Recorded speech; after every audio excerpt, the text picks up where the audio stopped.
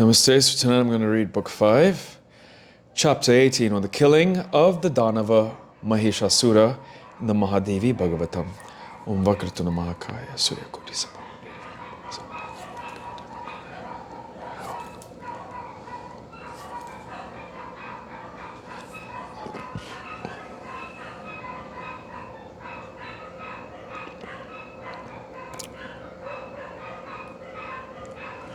Om.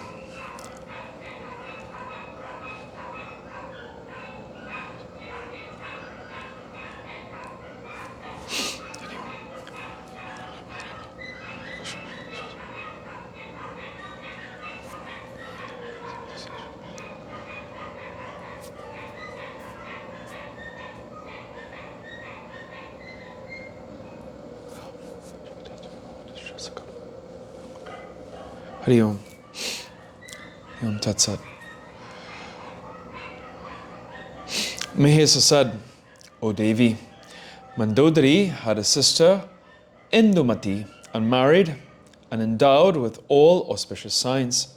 She grew up in time to a marriageable age. The Swayambhara assembly, a marriage in which the girl chooses a husband from among a number of visitors assembled together, was then called for the marriage of the maiden Indumati. The kings from various parts came there, and the maiden Indumati selected from among them a beautiful, strong kind of noble lineage and endowed with all auspicious signs.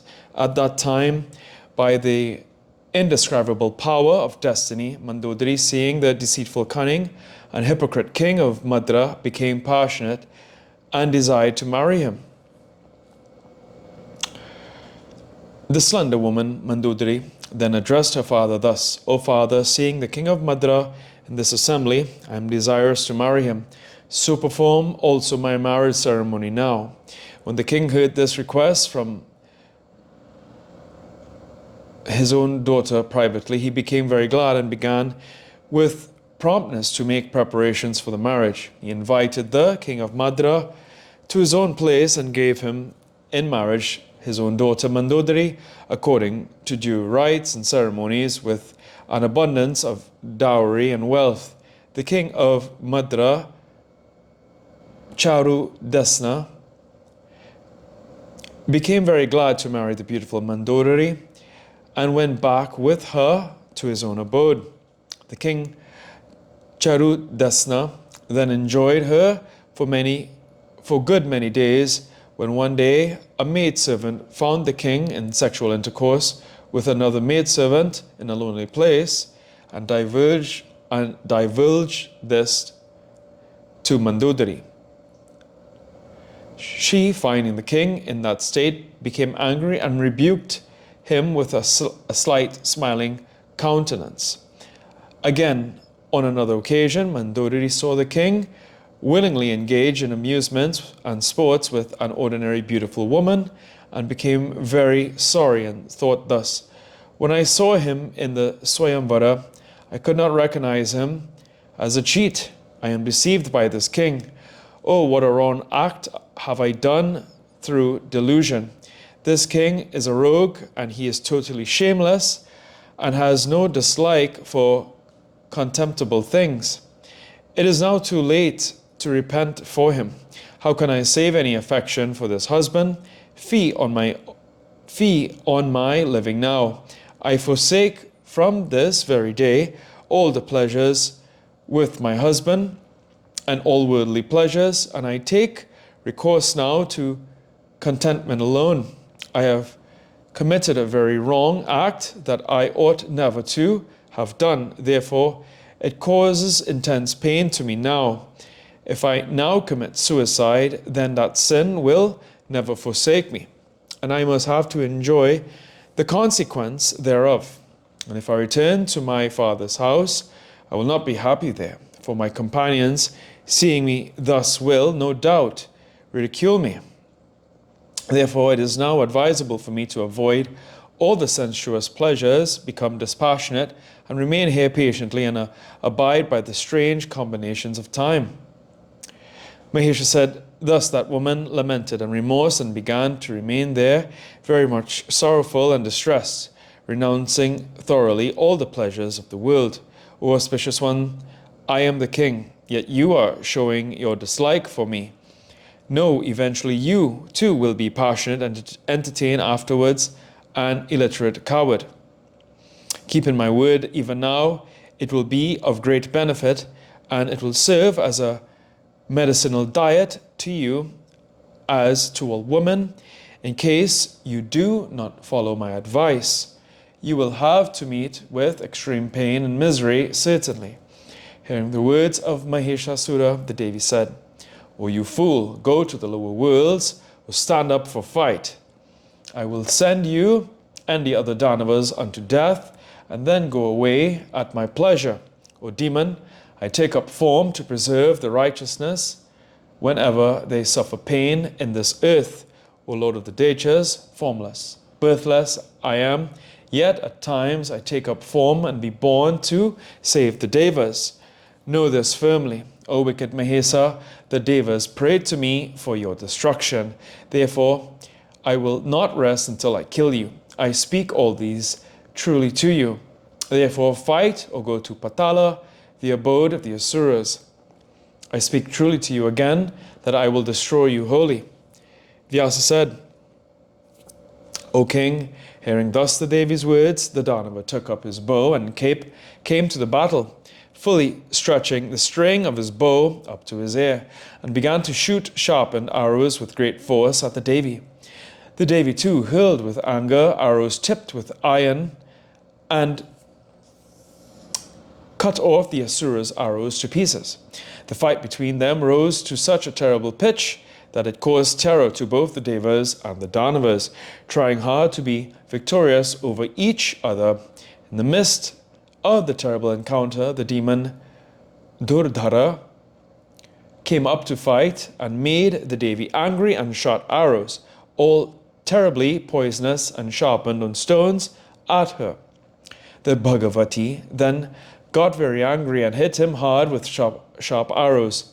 Dundara, struck thus, fell down dead on the battlefield like a mountain top. The demon Trinitra, well skilled in the uses of arrows and weapons, seeing him killed, came up to fight and shot at the great goddess with 7 arrows. Before these arrows came on her, she cut them to pieces with sharp arrows, and by her trident killed Trinitra. Trinitra, thus killed, Andaka quickly came in the battlefield and struck violently on the head of the lion with his iron club. The lion killed that powerful Andaka by striking the demon with his nails, and out of anger began to eat his flesh. Mahishasura became greatly astonished at the death of these Asuras and began to shoot pointed arrows sharpened on stone at her.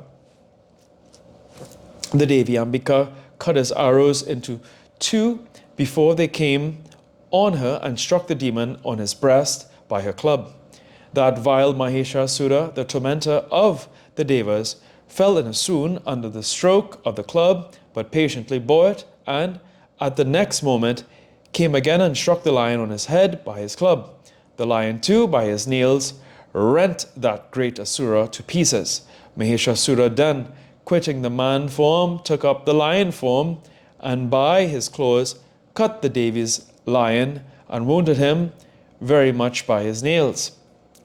On Mahishasura taking up the lion form, the Devi became very angry and began to shoot arrows after arrows at him, all very terrible, sharp, and like poisonous snakes. Then the Asura, quitting the lion form, assumed the appearance of a male elephant, oozing out juice from his temples, and began to hurl the mountain tops by his trunk. Seeing the mountain peaks thus hurled on her, she cut them off to pieces by her sharp arrows and began to laugh. The Devi's lion, on the other hand, sprang on the head of the elephant Mahesa and by his claws rent him to pieces. To kill the Devi's lion, then Mahesa quitted his elephant form and assumed the appearance of a Sharaba, more powerful and terrible than lion. The Devi, seeing that, Shadaba became angry and struck on the head of that Shadaba with her axe. The Shadaba too attacked the Devi. Their fight became horrible. Mahishasura then assumed the appearance of a buffalo and struck the Bhagavati by his horns. That horrible Asura of hideous appearance, swinging his tail, began to attack the thin-bodied Devi. That violent Asura caught hold of the mountain peaks by his tail and, whirling them round and round, hurled them on the Devi. That vicious soul, then maddened with his strength, laughed incessantly and addressed thus, O Devi, be steady in the battlefield. I will send you today unto death, and your youth and beauty too. You are an illiterate fellow, as you have come maddened to fight with me. Really, you are deluded in your pretensions that you are very strong. This idea of yours is absolutely false. I will kill you first, and the hypocrite Devas after, who went to vanquish me by standing up a woman in their front. The Devi said, O villain, do not boast, keep yourself firm in the fight. Today I will kill you and make the Devas discard their fear.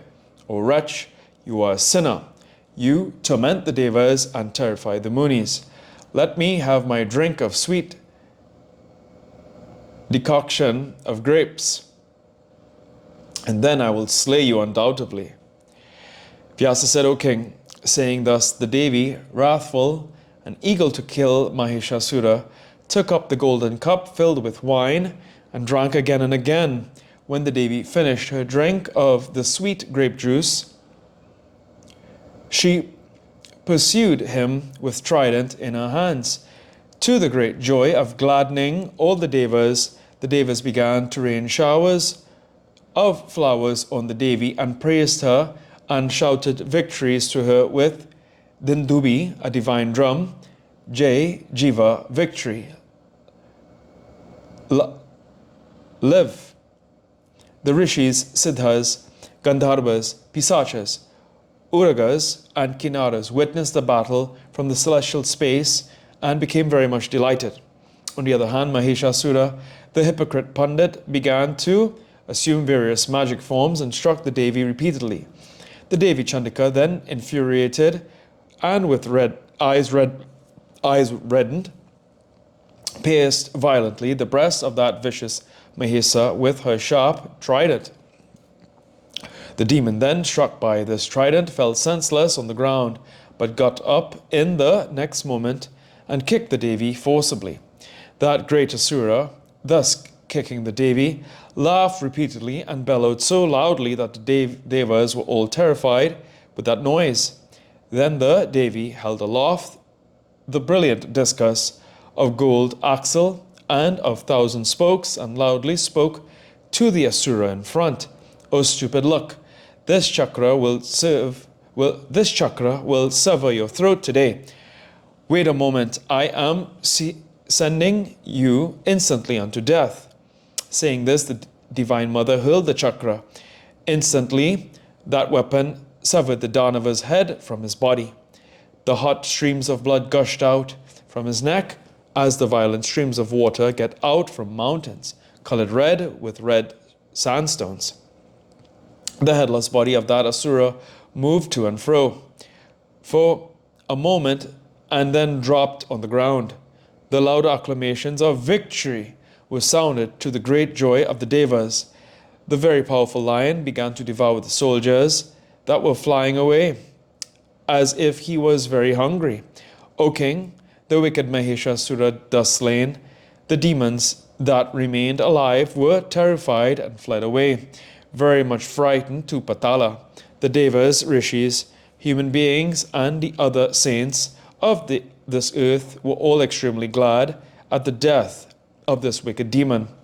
The Bhagavati Chandika quitted the battlefield and waited in a holy place. Then the Devas came there with a desire to praise and chant hymns to the Devi, the bestower of their happiness. Here ends the 18th chapter on the 5th book on the killing of the Danava Mahishasura in Srimad Devi Bhagavatam, the Maha Puranam with 18,000 verses by Maharishi Ved Vyasa. Om Janti Mangala.